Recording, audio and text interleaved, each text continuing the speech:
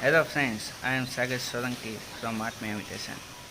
જેમ કે તમે જાણો જ છો, સંસ્કાર આઈપીઓ ચાલુ થઈ ગયો છે. શનિવારે પહેલો દિવસ હતો, સોમને મંગળ હજી 2 દિવસ બાકી છે. 95 રૂપિયા મેક્સિમમ પ્રાઇસ છે. 150 શેરનો રોડ છે, તો જલ્દીથી એપ્લાય કરી દેજો.